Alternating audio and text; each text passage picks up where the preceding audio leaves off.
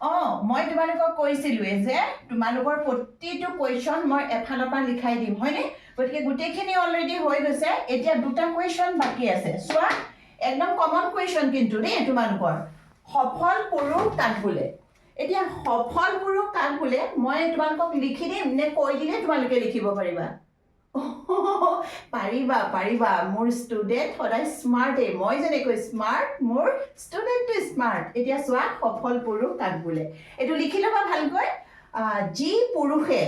tuition master হৈ সোমায় আৰু জোৱাই হৈ ওলাই আহিব পাৰে তেওঁকে সফল পুৰুষ বোলে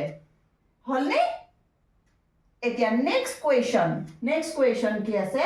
দুবিধ ঘৰচীয়া জন্তুৰ নাম লিখা হয়নে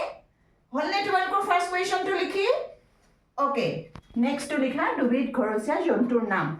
এতিয়া আমাৰ বৰ্তমান যুগত দুবিধ ঘৰচীয়া জন্তু হৈছে পঁইতাচোৰা আৰু নিগনি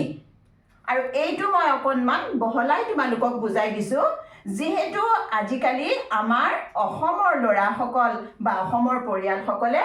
মাটি বাৰী বিক্ৰী কৰি হায়দৰাবাদত থাকে আৰু যাৰ ঘৰ দুৱাৰ আছে তেওঁলোকৰ পোহনীয়া জন্তুখিনি হৈ গ'ল এতিয়া বৰ্তমান যুগৰ পঁইতাচোৰা আৰু নিগনি